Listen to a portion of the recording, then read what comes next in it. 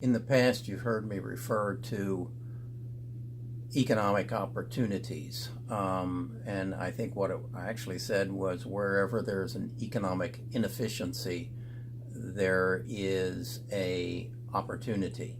And what I want to show you today is how I go about verifying that there is an inefficiency, a market inefficiency that's creating a opportunity. I'm going to my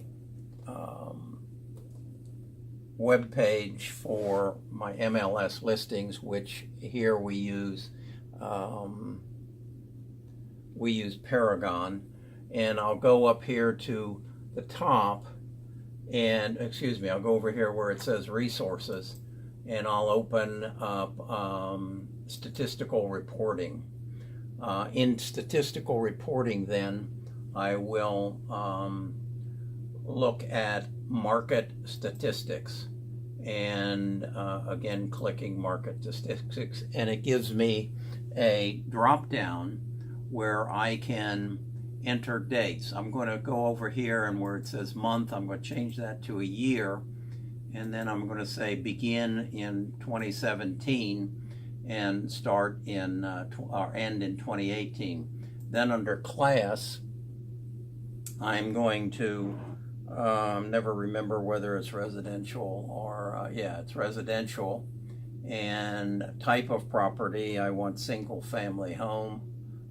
So now I've narrowed it down, and I hear in my office the phraseology or the statements that there's a shortage of inventory. I even heard the phrase said that even a dead real estate agent could sell homes in this marketplace. And in Birmingham, our average price of our home is $257,000. So I'm going to kind of show that market. So I'm going to put $150,000 there, and I'm going to put a high price of $300,000. And then I'm doing it for the whole market, and I'm going to generate. And what I'm looking for here is this data that they come up with that shows me exactly what kind of sales we had in this $150,000 to $300,000 market. And it says that there were total listings of 14,850. The number sold was 11,050. So we had a 74.4% sell-through. Average listing price was $218,000. Average sale price $214,000. So your sale to listing ratio is 98%. The average days on the market was 66. So that's our hot market. It's saying the total number expired was 11%. That's a hot market. Now let's go back to our input page, and let's change this to 750, and take with no limit on the top, and see what that looks like. And here we generate, and when we go to 750 plus, we have 1,016 houses listed, 466 actually sold, for a percentage of 45.8%. So we have 40, call it 46%. We have, they actually sold for more, 108% of sale to list, and they were 88 days on the market. But my point is there that we have where less than half of the houses listed or sold, you can't call that a hot market. So half the people, more than half the people who put their house up on the market haven't moved yet. They're still sitting there. Now, then what I like to do is boil it down a little bit tighter. And here I'm going to go into actual market areas. Our hottest market area is Mountain Brook, and that's 200. That's the market area. And let's stay in this 750 and see what we get. So now we're in Mountain Brook, and we have 268 came to market, 188 sold for a percentage of 65.7%, or call it 66%. A sale to list price of 98%, and average days on the market of 70. That's a substantial improvement over the market as a whole. Mountain Brook is doing much better than the 750 plus elsewhere. So we know that that market isn't as efficient. So let's even go deeper and change the market to that market which is a little bit outside of the close-in market, a little bit further out, but still gated communities around golf courses, and it's Liberty Park and Vestavia. And now here we have 185 listed, 79 sold, and a 42% sell-through ratio, a 93% list to sale, and 104 days on the market, and 18% of them have actually expired during the listing period. So now this is showing that, yeah, the overall market was 46, Mountain Brook was 66, but Liberty Park and Vestavia are 42. So what I'm seeing there is, again, less than half of the people are actually getting their houses sold. So these people are in pain, and this is what presents a market opportunity. This is not something where you can say a dead real estate agent could sell these. These are people, and again, if you look at the demographics, these are the baby boomers who are trying to sell their homes, and the Generation X are not buying them because they can't afford them, or they don't want to live where they're at. So now let's go even further out to what is called North Shelby County. I'm trying to think what the code on that is. I believe it's 260. So let's look at that. This is our community that is gated golf community about 20 miles south of the city center. Again, homes ranging from a low of 450 to a high. You'll find them all the way up to $6 million out there. So if we look at that, now we have 208 homes. This is in North Shelby County, 208, 77 of them sold. Folks, that's 37%. We're getting down to about a third. They sold for 90% of ask price. And again, you have about 16% that expired. And the average days on the market is 132. And again, understand the average days on the market are the average days for those that sold, not those who didn't sell. They're still on the market. So this is what I look for.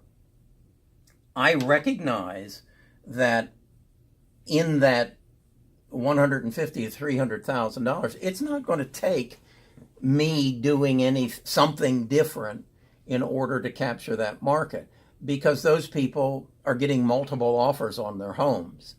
These are the people, and I like to talk about it on a scale of over here. They're in pain. They're 70 years old. They've got probably 50 to 90% of their assets tied up in their house. They had planned on selling that house and downscaling and leading a comfortable retirement, maybe moving closer to their grandchildren. And now they put the house up and it isn't selling. So they're in pain. They don't know why. I challenge you to find an article in your local paper that mentions anything about a baby boomer sell-off. What does that all mean to you? That you're in the wrong profession? No, it doesn't. It means that there is an opportunity to fill a void here. And that void is a salesman showing up when the house is listed and then when it's sold. It is an opportunity to use social media to promote the houses. I just got a listing for $775,000 on a house south of the city on a lake. I have a database that I generated from, as I've told you in the past, from clubs, from email lists that my wife and I have access to, and then through LinkedIn. That's where I got the listing. But this morning I sent out a just listed email to 2,560 people, and by 9, and it was started mailing through my CRM at 5:05 in the morning, and by 9 o'clock, 350 people had opened the email, and 60 of them had gone to the website to see the video on the house. Well, that's 60 showings. Now you might say, well, yeah, but most of them weren't really interested in the house. I really don't care. They saw the house. Number one, they saw my brand, and they became more familiar with me and the way I'm marketing homes that is different from anybody else. But 60 people looked at the video for some length of time, and those 60 people might know somebody who is looking for a house like that, or might know somebody who knows somebody who is looking for a house like that. Oddly enough, I just got notice that we have a showing Friday morning at 8:30. I've never had a showing at 8:30 in the morning for this kind of a home. Somebody's anxious to see this. So hopefully we'll sell it this week. And it's all done through social media. I make no phone calls. I don't call anybody. People call me.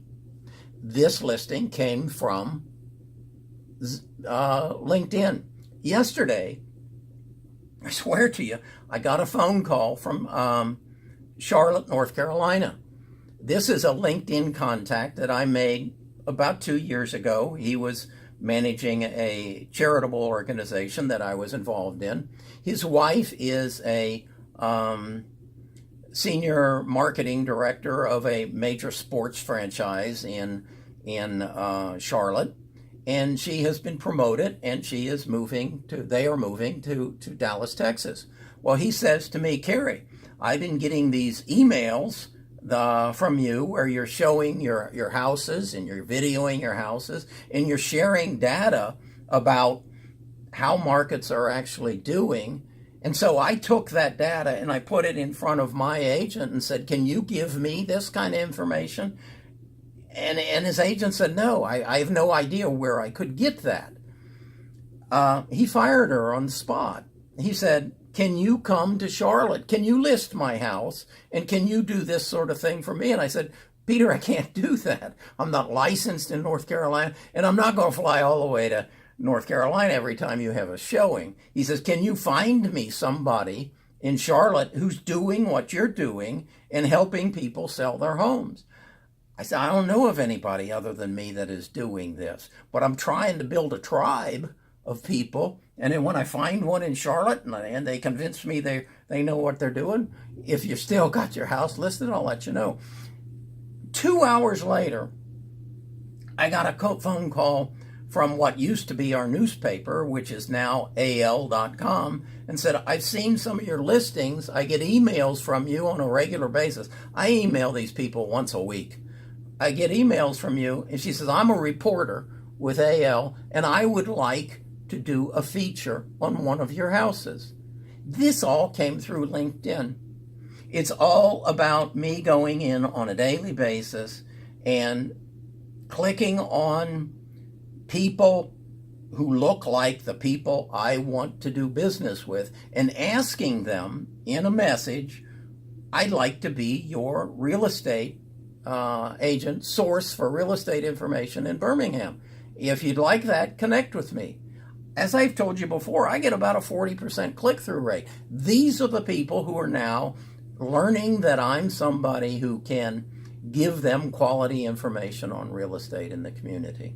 So this is how you identify where you want to do business. If in fact you don't want to deal with the higher end, then find those pockets in there. Maybe it's 350 to 500, and find the neighborhoods where those houses aren't selling, and then market to those people.